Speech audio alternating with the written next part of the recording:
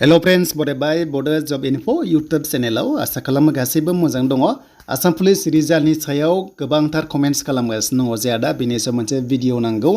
दा दिनैहाय latest update नोंथांमोना लाबोफिनबाय मानोना आसाम पुलिसनि भिडिअ खालामैया गोबाव जाबायमोन दा एक्टिभ थाफिनसिगोन।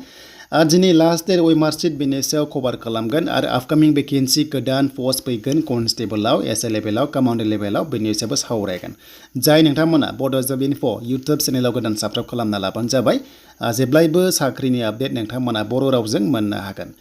दा लोगोफोर गोबाव खालामा जों फैबाय एसएलपिआरबि अफिसियेल वेबसाइटआव आरो बेयाव फैनाय लोगो लोगो मोजां आपडेटआ बेनो डेट फैबाय लास्ट डेट।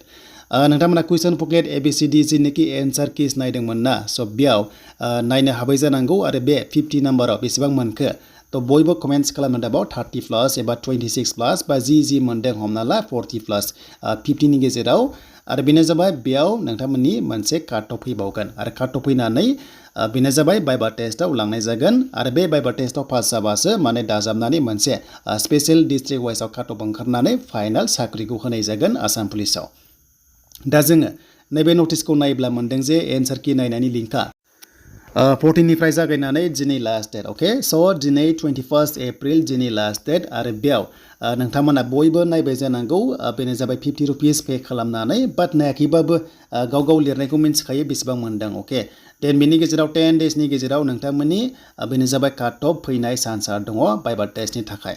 दा 10 डेज लाथ'दो 10 डेजनि गेजेराव प्रसेस जानो हागौ 1:1 फैबावगोन नालाय बेखौ लांनाय जागोन आरो लास्टआव नोंथांमोना साख्रि मोननानै अक्ट'बराव फाइनाल एपइन्टमेन्ट लेटारखौ नोंथांमोना मोननो हागोन। देन बेखौहाय फोजोबनाय लोगो लोगो आरोबाव गोदान भेकेन्सि गैयाब्लाबो 5000 फैनाय चान्सआ दङ अके स' 5000 फैनाय चान्सआ दङ कनस्टेबलाव कमान्डो लेभेलाव एसए लेभेलाव जि नोंथांमोना नेक्स्ट लेभेलाव भेकेन्सि मोनगोन। दा स' नोंथांमोना जुदि बे नायनायाव जुदि नोंथांमोना मोनथावगौ नाम्बारखौ मोनाखैबा 500 रां होनानै नायनांगौमोन बाट एसेबां नायनांगौ गोनांथि गैया नोंथांमोना पेपारखौ मोनखादोंमोन ना एन्सार कि नायखाबाय जानांगौ सिगाङावनो।